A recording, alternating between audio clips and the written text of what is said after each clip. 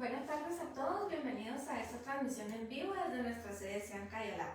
Les saluda la doctora María Victoria Morales Hernández, actualmente soy médico internista de Siam Cayala.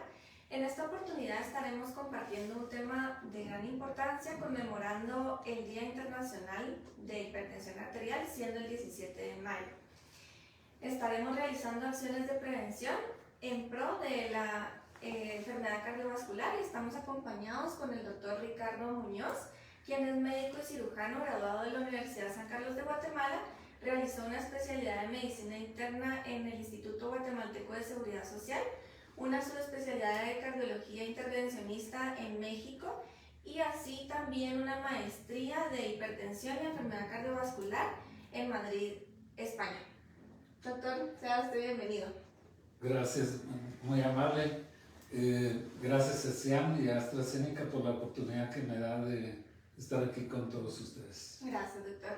Les recordamos que pueden enviar y agendar sus preguntas o comentarios, las cuales se estarán respondiendo al final del tema. Doctor Muñoz, tenemos algunas preguntas que quisiéramos compartir. ¿Empezamos? Claro que sí. Ok, entonces damos inicio. ¿Qué es la hipertensión arterial? Primero que todo me gustaría definir lo que es presión arterial y no es más que la medición con un dispositivo de la fuerza que ejerce la sangre contra las paredes de los vasos sanguíneos, llamándose en este caso vaso sanguíneo aquella que lleva la sangre del corazón a todo el sistema. Eso incluye pues obviamente todos los órganos y funcionalmente cuando hay hipertensión o hay enfermedad se va a manifestar en todos esos órganos. Así es que es lo alto de la presión que define hipertensión. Para eso tenemos ciertos parámetros. Podemos definir también hipertensión. Esto es más mecanístico, digamos, qué es lo que genera la presión. Si llamamos hipertensión arterial, es un factor de riesgo cardiovascular que es muy importante en el desarrollo de arteriosclerosis u otras enfermedades, incluso renales, y si van acompañadas de diabetes mellitus, por ejemplo, el riesgo cardiovascular aumenta. Podemos definir también hipertensión por hipertensión, o sea, presión alta, pero que tiene que ser sostenida en el tiempo. Comentábamos hace un momento que en ocasiones uno con solo ver al médico o llegar a una clínica, la presión puede subirse transitoriamente, pero el problema es que esa presión esté por arriba de ciertos parámetros durante todo el tiempo. Ok, muchísimas gracias, doctor. Dice que pues es un tema muy interesante debido a la mortalidad que esta enfermedad tiene a nivel mundial, ¿verdad? Vamos a continuar con las preguntas. Doctor Muñoz, ¿cuál es el nivel óptimo de presión arterial y en qué cifra se considera ya una hipertensión arterial? Excelente. Tenemos dos definiciones que creo que son importantes tomando en cuenta las guías actuales en todo el mundo. Entonces, vamos a definir presión arterial normal, toda aquella que esté por abajo de 135, la alta o la sistólica, y abajo de 85, la baja o diastólica. Eso en el medio ambiente y durante el día. Durante la noche, si uno hace un monitoreo de las 24 horas, la definición de hipertensión o el nivel óptimo, va a ser abajo de 120 la sistólica y abajo de 80 o algunas guías dicen 70 la diastólica. Y la otra sería la hipertensión, o mejor dicho, el nivel óptimo a nivel de una clínica, de un médico. Podemos darle 5 puntitos más a la de arriba, serían 140 y arriba de 90. Entonces, niveles óptimos abajo de 140, abajo de 90. Ok, perfecto, doctor. Pues les invitamos muy cordialmente que ustedes, si no se ha realizado una medición de presión arterial en su casa, pues nos puedan visitar o bien pues acudir al centro de salud más cercano para obtener una cifra precisa de su presión arterial. Vamos a continuar con las preguntas. ¿Qué causas llevan a tener una hipertensión arterial? Es multifactorial, igual que cualquier enfermedad. La primera que tenemos que mencionar, o las primeras que tendríamos que mencionar, son las no modificables. Igual que en otras patologías, tenemos la edad. Obviamente, mientras más edad, más riesgo. Tenemos los factores genéticos o de herencia. Si uno tiene a un papá o a una mamá hipertensa, tiene 15-20% más posibilidades de ser hipertenso, y más hipertensión si los dos padres son hipertensos. Y otros factores que serían ambientales, que es la mala comida, la comida chatarra, la comida que tiene mucha sal, el sobrepeso, la falta de ejercicio, son factores que se van a asociar a una predisposición o al aumento de la prevalencia de la hipertensión. Como mencionaba, la edad es un factor muy importante. Desafortunadamente, más o menos 7 de cada 10 personas arriba de 50 van a llegar a ser hipertensos en un momento de su vida. Así es que es importante tener los factores de riesgo que sí son controlables, como el peso, la dieta, el ejercicio y, en fin, todo el estilo de vida. Okay. Vamos a estar comentando de estos factores modificables en el transcurso de la entrevista. Y pues, doctor, quisiera preguntarle, pues estas causas son pues frecuentes, pero hay otras causas que no son tan comunes. ¿Nos podría ampliar acerca de la hipertensión secundaria, las causas pues en general? Claro, se calcula que el 95% de los pacientes hipertensos tienen una causa que, aunque hagamos todos los exámenes habidos y por haber, todo lo que se recomienda, no vamos a encontrar una causa precisa. Ese es en el 95%, no tenemos causa. Y es lo que llamamos hipertensión esencial. En las secundarias que tú me preguntas, Vicky, están las tumores, problemas renales, feocromocitoma, a veces se estrechan mucho las arterias que llegan al riñón, que se llama estenosis renal, y en fin, o tumores en las suprarrenales. Son poco frecuentes, pero que sí, en ciertos casos hay que investigarlo. Y todo se empieza a manifestar con un simple examen de orina, por ejemplo, o una simple medición de electrolitos como sodio y potasio. En fin, ya el médico tendrá razones para pensar que pudiera ser una hipertensión secundaria y no a lo que corresponde a la gran mayoría de pacientes en las que no es necesario hacer tanto examen. Ok, muy bien. Sí, también es imprescindible pues buscar estas causas en pacientes que hayan iniciado con hipertensión en la pubertad o incluso menores de 30 años, ¿verdad? Pacientes que se han estado monitorizando su presión arterial con cifras normales, 120/70, y de repente de un momento a otro pues estas cifras se elevan a 200 sobre 100, pues es de vital importancia buscar estas causas, ¿verdad? Y sí, ahora que tú lo mencionas, está el del paciente adulto mayor de 50 años, por ejemplo, fumador de una cajetilla, 2 cajetillas, y que de repente empieza a subir su presión, o su presión se vuelve incontrolable o resistente. Entonces hay que buscar también causas secundarias, que puede ser una placa o un sarro en las arterias renales, que también pueden producir hipertensión secundaria, en este caso después de la primaria.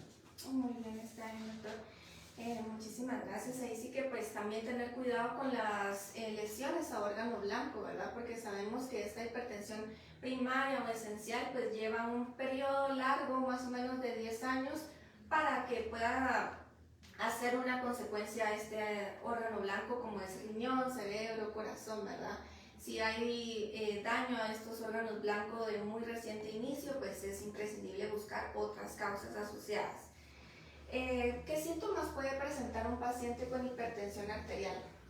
Yo no sé si decir afortunada o desafortunadamente, la hipertensión es un asesino silencioso, como se ha llamado coloquialmente, y es precisamente porque no se imagina uno el daño que está haciendo día a día, minuto a minuto, latido a latido, que por cierto son más de 100,000 veces al día. Entonces, eso va produciendo lo que se llama daño al órgano blanco, que es pequeños infartitos en el cerebro, por ejemplo, arteriosclerosis en la aorta, arteriosclerosis, ya dijimos, en la arteria renal, y modificando la función del riñón.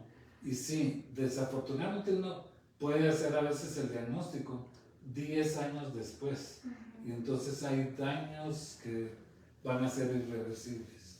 Así es que nuevamente lo que tú decías, tratar de ir con su médico de atención primaria, que puede ser en cualquier centro, o ir con el especialista necesario según uno termina yendo donde el neurólogo si tiene problemas de memoria, termina yendo al cardiólogo si tuvo un infarto, o al nefrólogo si va a necesitar diálisis, pero en realidad la enfermedad es la misma y se llama arteriosclerosis, y la probabilidad de arteriosclerosis aumenta impresionantemente con factores de riesgo como la hipertensión. Sí, es cierto.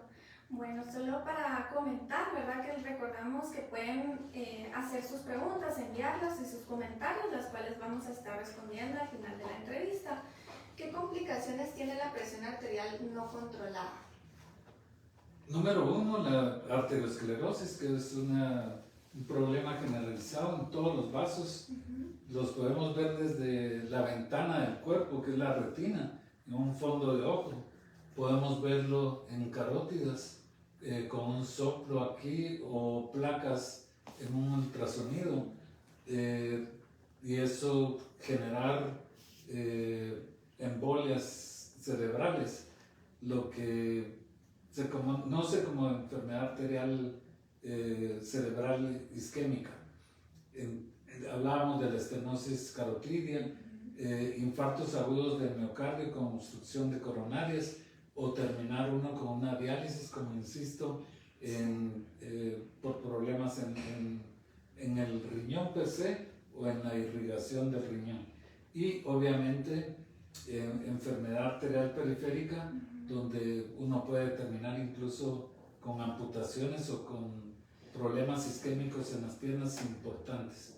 Así es que la hipertensión complica la arteriosclerosis o la acelera demasiado, y la obstrucción total del flujo va a depender del órgano blanco o el órgano que daña. Sí, qué interesante, y son pues acciones que podemos tomar para prevenir, ¿verdad? Lo más importante. Esto es lo más importante, lo que queremos crear conciencia en cada uno de ustedes, ¿verdad? Sobre todo que la hipertensión arterial tampoco se va a estar acompañado por una enfermedad sola, ¿verdad? Usualmente son pacientes que tienen enfermedades, otras acompañantes, ¿verdad? Como intolerancia a la glucosa, diabetes, problemas ya renales, ¿verdad? Problemas de lípidos, de colesterol, y estos factores cardiovasculares tienen un efecto multiplicador en la hipertensión arterial, ¿verdad? O en las enfermedades cardiovasculares. ¿Qué alimentos debe evitar un paciente con hipertensión arterial, doctor Muñoz? Bueno, creo que lo más importante es lo del peso, lo que hace que se requiera una dieta que sea hipocalórica y bien distribuida en proteínas, grasas, carbohidratos. 1. 2. Debería de bajar el consumo de sal. Y uno a veces piensa en sal, solo el que usa el salero o en la mesa, pero con solo evitar el salero y la sal así, estamos hablando de dietas abajo de 1.5 gramos. Pero también, eso era lo que iba a comentar, evitar productos que ya sabe uno que tienen demasiado sol, a veces tal vez no lo saben, pero digamos como la pizza, todas las boquitas, manías, tienen mucho sodio. Sí. Entonces el secreto aquí creo que es aprender a leer las etiquetas y ver que tengan poco contenido de sodio, sí, que es la sal. Y se recomienda también tal vez dietas ricas en potasio. Se ha visto ligera mejoría en la evolución en gente que tiene un poquito más de potasio, o por lo menos que no se bote si uno usa diuréticos o calcioantagonistas, que son medicamentos ya para la presión, es otro tema, pero son recomendaciones generales. Ok, sí. Importante lo que usted menciona, ¿verdad? De la sal, porque a veces uno piensa pues solo con el salero, ya no echarle sal a la comida es suficiente, pero realmente pues hay otros alimentos, las comidas rápidas, como usted lo mencionaba, los alimentos procesados, los embutidos, enlatados, las bebidas alcohólicas, pues también tienen algunas una mayor ingesta de sal, y también las bebidas gaseosas, ¿verdad? Bueno, vamos a continuar. Nosotros estamos muy pendientes de transmitir esta información debido a que lo importante es crear una conciencia en cada uno de ustedes, y sobre todo lo más importante, pues hacer una salud preventiva, ¿verdad? Cuando hablamos de prevención, pues consideramos que arriba de los 50 años es cuando lo debemos de realizar, ¿verdad? Sin embargo, pues pensamos en algunas ocasiones que a los 25 años o a los 30 años incluso, pues no es necesario. Cuando hablamos de edades y de prevención, ¿a qué edad deberíamos de empezar nosotros a cuidarnos con respecto a las enfermedades cardiovasculares como la hipertensión arterial? Creo que es una excelente pregunta y una buena forma de decirles, empecemos desde que son bebés. Sí, es cierto. Evitemos esa obesidad. Me recuerdo que a mi mamá le encantaba que a sus niños se le vieran los gorritos, pero sí, eso el primer año es bien importante, y el consumo, o enseñarles a los niños que eso termina siendo una enfermedad familiar, el echarle sal sin probar la comida, usar los saleros. Entonces yo creo que se debe empezar a prevenir desde ese momento, evitar la obesidad infantil. Actualmente las estadísticas dicen entre 4 y 6, y probablemente más de cada 10 niños son obesos, sí, o tienen sobrepeso. Entonces empecemos desde ahí y hagamos exámenes de lípidos, de electrolitos, por lo menos a una edad bien temprana, por lo menos para descartar de que no tengamos algo puramente hereditario o algún problema como, qué sé yo, coartación de la aorta y todo, que es también ya otro tema. Pero en general es bueno saber cómo uno está desde muy tempranamente. Obviamente después de los 30 y más, después de los 40, hacerse un chequeo completo de todo. Okay, como sí, está bien. Estamos tratando de hacer. Bueno, sí, creo que es oportuno preguntarle, doctor, ¿cada cuánto debemos de visitar al cardiólogo? Aunque no tengamos ningún historial, ¿verdad?, de alguna enfermedad cardiovascular. Recomendamos que sea una vez al año, por lo menos en alguien que no tiene. Y yo no diría cardiólogo necesariamente, sino al médico de atención primaria, a su médico de confianza, a su médico de cabecera, y él probablemente, o mejor dicho, él está capacitado para decir quién está bien, quién no, y quién necesita pues subir a tal vez a alguien, dependiendo, ¿verdad? Pero tal vez a un internista, o si es necesario el nefrólogo, dependiendo de dónde se está manifestando el problema de hipertensión. Puede ser que la primera manifestación sea mareos, sea problemas de memoria. Si le hacemos una tomografía cerebral a un hipertenso que no tiene ningún síntoma, pero que tiene ya 50 años, probablemente vamos a encontrar microinfartos en 4 de cada 10 Sí. pacientes. Entonces, es importantísimo la prevención y tratamiento oportuno de la hipertensión. Ok, muy bien. Y muchísimas gracias por la referencia, ¿verdad? Porque pues ahí sí, como mencionaba el doctor, ¿verdad? Desde un centro de salud, el que le quede más cercano, el médico general, pues estamos capacitados, médicos internistas y pues ya de acuerdo a su caso y a la evaluación oportuna e individual, pues vamos a sugerir ya la evaluación por un subespecialista, ¿verdad? Eso, como dicen los políticos, aumenta la base tributaria. No, Sí. no, pero aquí es la base de pacientes diagnosticados Claro. en su momento, ¿no? Claro, sí, totalmente. Bueno, pues ya casi por terminar, ¿qué puede un paciente diagnosticado con hipertensión arterial que realiza cambios en el estilo de vida, es decir, que realiza cambios en la alimentación, que realiza actividad física, que deja de fumar o de beber, ¿verdad?, bebidas alcohólicas, puede nivelar sus niveles, ¿verdad?, valga la redundancia, perdón, los niveles de presión arterial sin usar medicamentos? Definitivamente. Dieta, ejercicio, estilo de vida termina siendo el tratamiento más importante de la hipertensión arterial, de los niveles de lípidos, de la glucosa, de cualquiera, más que todos los medicamentos que tengamos a nuestro alcance. Sin embargo, es una decisión que debe tomar junto con su médico, porque hay gente que pierde peso y deja de tomar la medicina. Eso tampoco es bajar peso, ver a qué niveles están y decidir conjuntamente con su médico si puede o no dejar de tomar un medicamento. Si no, hay que continuar. Muy bien.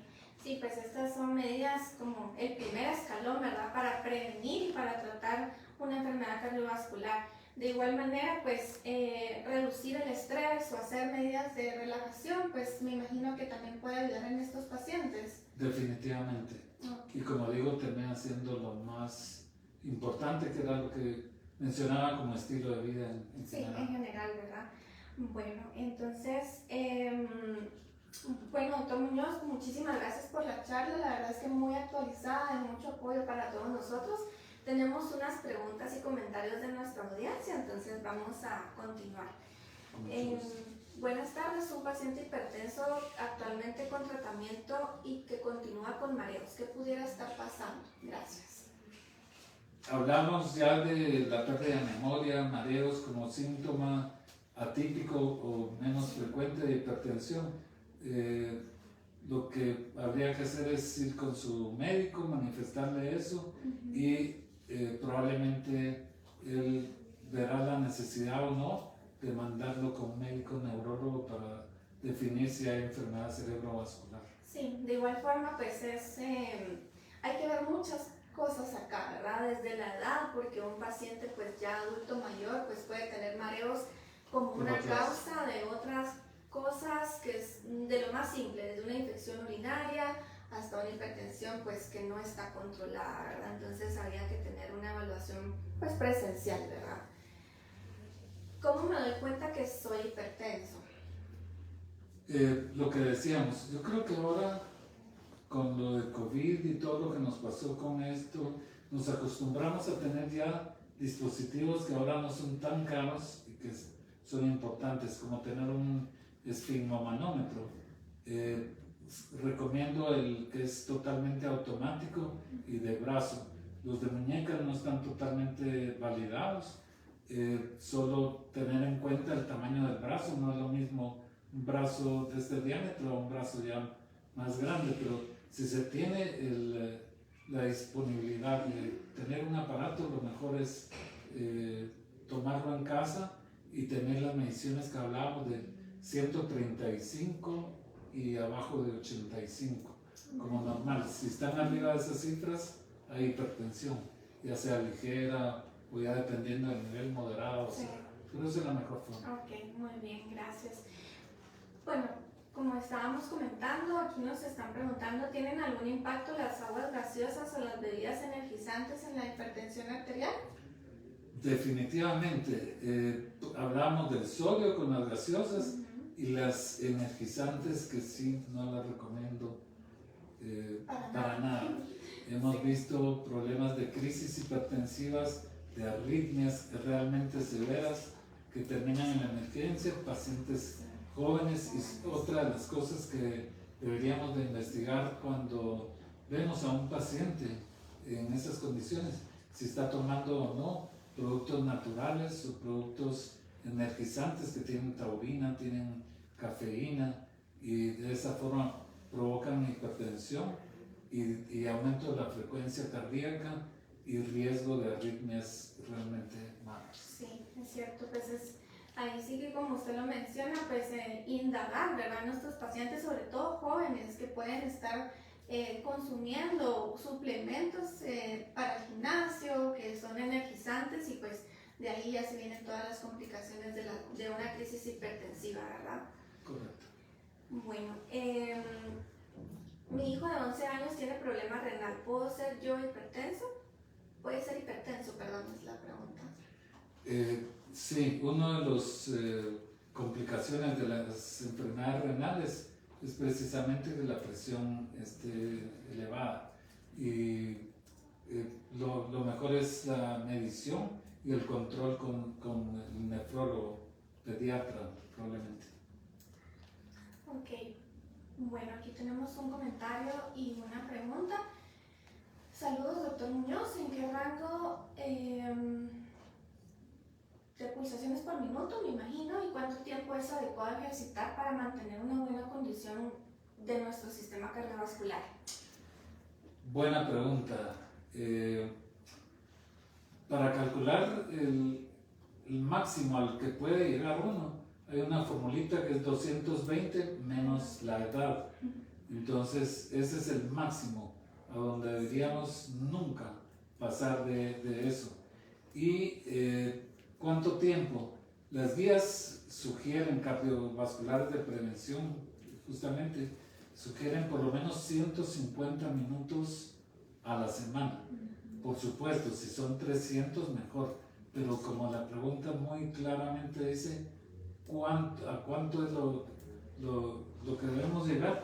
Es 150 minutos seguidos, ¿verdad? 30 minutos 5 veces a la semana, o 20 por 7 días, más o menos. Sí, recalcar que debe ser una frecuencia cardíaca continua, ¿verdad? Un ejercicio continuo. Continuo, sí. Ok, está bien. Bueno, excelente plática. ¿Los medicamentos de la presión arterial tienen efectos secundarios? Me imagino que pues, tiene duda en relación a una enfermedad renal, una insuficiencia renal. La mayoría de los medicamentos podemos decir que son protectores. Protegen al riñón, protegen nefropatía hipertensiva, etc. Sin embargo, como una aspirina puede tener, y si le dieran aspirina, yo siempre reto a mis pacientes, vayan a leer lo que es aspirina, y esto lo consigue uno en una farmacia y se la toma. Pero sí, efectivamente, dependiendo de la familia de medicamentos, que son por lo menos como 6, así, sin pensar mucho, puede haber edema o hinchazón de los pies con una de las familias. Sí. No debería de usarse alguna de las familias en mujeres fértiles, otras que provocan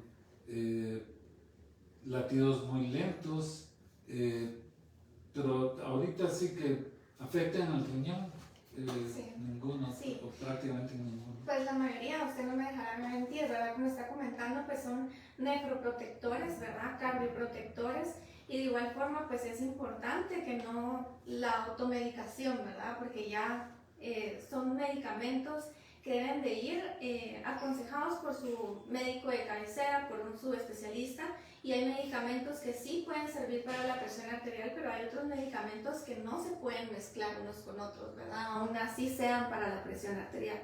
Y hay personas que dejan de tomarse el medicamento porque creen que si se echan un trago ya no pueden tomar la medicina. Hay que hacer al revés, ¿verdad? Tomarse primero el medicamento y después pues. no más de 2 tragos. Ok, bueno. Tenemos un comentario muy interesante y educativo tema. Felicidades a los panelistas por tan excelente exposición. Me gustaría saber si hay alguna relación relación entre la dieta baja en carbohidratos o cetogénica y la hipertensión? Saludos desde Miami. Buena pregunta. Mencioné la dieta baja en carbohidratos para bajar las calorías y de esa forma tratar de bajar de peso. En las dietas cetogénicas no tengo mucha experiencia, pero si es controlado para alguien experto, creo, no es que provoquen hipertensión directamente, pues solo si hubiera alguna complicación de otro índole sería hipertensión, ¿no? Sí, creo que esta pregunta pues es muy adecuada, ¿verdad? El tema, porque si es una dieta baja en carbohidratos, pues lo que se recomienda es una dieta mediterránea, ¿verdad? Que sea pues alta en verduras, alta en frutas, en pescados, legumbres, ácidos grasos, ¿verdad? Panes integrales, ¿verdad? Para pues conllevar estos cambios en el estilo de vida. Pues vamos a terminar con nuestros comentarios. De verdad es que agradecemos a todos los que participaron. Muchas gracias, doctor Muñoz, por su plática y su apoyo. Les recordamos que en CIAM contamos con nueva especialidad de cardiología, la cual puedes encontrar en sede CIAM Cayalá y sede CIAM Zona 9. Puedes realizar tu cita llamando al teléfono 2506-4141 y también podemos contar, ¿verdad?, con electrocardiogramas, pruebas de esfuerzo, monitoreos ambulatorios de presión arterial, perfil de lípidos, BNP, como hablábamos en la entrevista anterior para el apoyo de insuficiencia cardíaca, y pues otros exámenes complementarios para descartar otras enfermedades concomitantes o cardiovasculares, ¿verdad? Tenemos disponibles el programa CIAM Conmigo, que es un programa dirigido para pacientes crónicos.